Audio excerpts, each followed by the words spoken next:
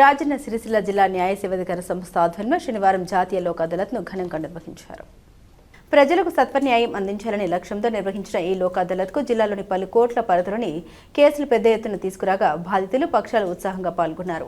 ఈ కార్యక్రమానికి జిల్లా జడ్జి పి నీరజ ముఖ్య అతిథిగా హాజరై లోక్ అదాలత్ ప్రాముఖ్యతను వివరించారు. కేసులను దీర్ఘకాలం కోర్టుల్లో సాగించకుండా పరస్పర ఒప్పందంతో త్వరగా పరిష్కరించుకోవడం వల్ల సమయం, ఖర్చు రెండు ఆదా అవుతాయని ఆమె తెలిపారు.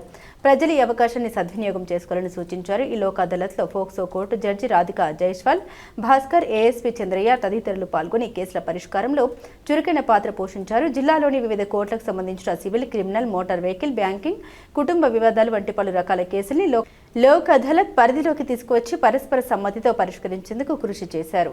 ప్రత్యేకంగా చిన్న చిన్న వివాదాలు, పరిహార కేసులు వేగంగా పరిష్కారం కావడం వల్ల బాధితులు సంతృప్తి వ్యక్తం చేశారు. మోటార్ వెహికల్ యాక్సిడెంట్ కేసెస్ ఇవన్నీ కూడా కోర్ట్స్ మీద బరువు తగ్గించాలనే ఉద్దేశంతో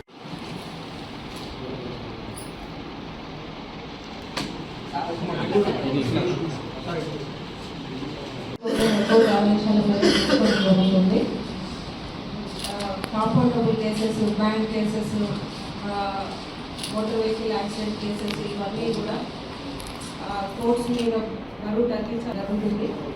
దీన్ని మీరందరూ కూడా 3 నెలలకు ఒకసారి జరుగుతుందంటే మీరందరూ కూడా దీన్ని సద్వినియోగం చేసుకొని పోలీస్కి, కోర్ట్స్కి అందరికీ కోఆపరేట్ చేయాలని కోరుకుంటున్నాను.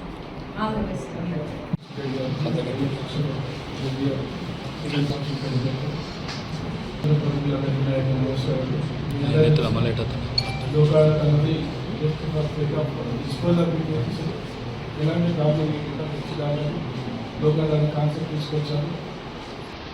2 పార్టీస్ నోటీస్ సంబంధించి ఫస్ట్ ఏమని చెప్పారు, ఎక్కడైనా ఇక్కడ ప్రొడక్షన్ కానీ కంటైనింగ్ కానీ ఏం జరగకుండా వాటి రాజధాని ఫస్ట్ చేస్తున్నాము. డిస్కవర్ కూడా ట్రాన్స్ఫరాలని ఉండే విధంగా ఉండడానికి ప్రయత్నం చేస్తున్నాము.